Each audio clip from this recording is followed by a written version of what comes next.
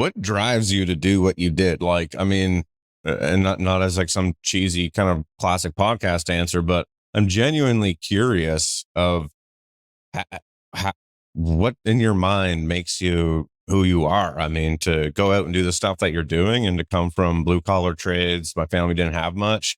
Like that's a success story, and I think that that takes kind of a certain person. Are you very like disciplined with yourself, or like what traits do you have you think that attribute to like your success of where you are now as a person?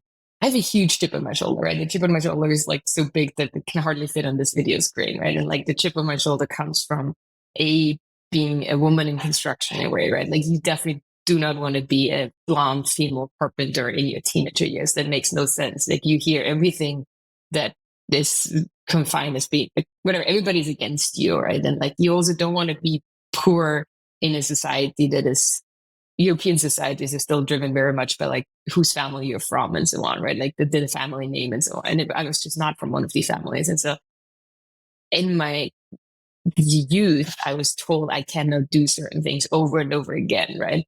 But I always was like, I just didn't buy it. I just didn't like it just because somebody told me that a woman has no place under construction, that didn't mean that I actually believed what they said. And so every time I heard one of these things, I wanted to prove them wrong. So I think there's just an insane drive of like building my own path and just going for it. And so for me early on, getting out of like the situation that I had or I found myself in was like there was two solutions, like education and hard work. That's two things that my parents actually taught me, right? Like even so, like my dad only went to elementary school. Okay. Like he did not go to like high school.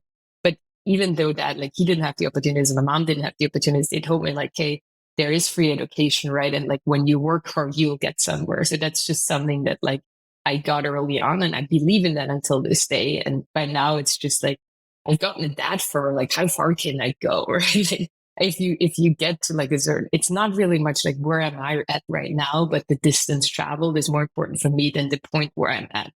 And if I look past to the distance traveled and just do the math of like how far will this mean for me in the future, I think the sky is not even the limit, right?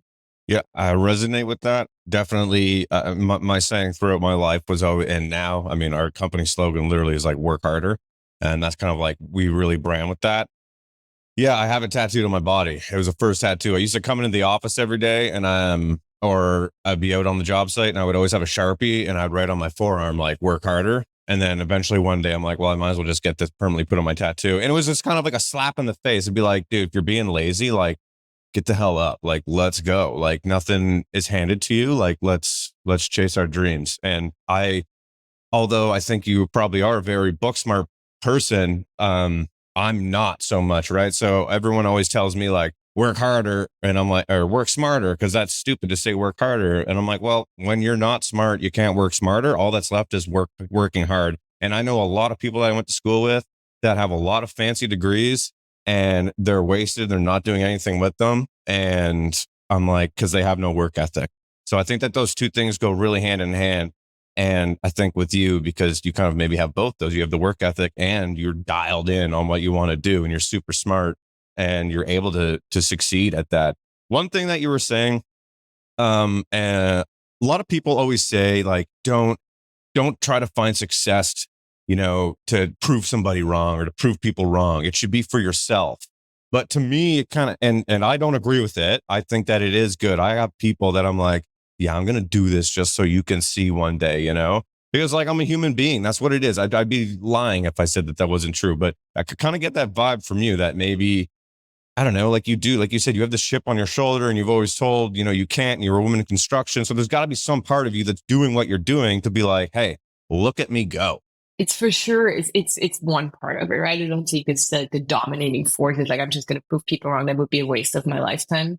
It needs ultimately I need to be doing this for myself. But yeah, I need to fill my cup. But I just do not believe that like that I just don't believe that I can't do something. Right? It's just if it's like I mean, there's very few things where I've actually I don't think I can achieve those things, or now I'm too old for this or whatever, right? But like I feel if you set your mind to something and you see what steps you need to take to get there, way more stuff is possible than we all believe.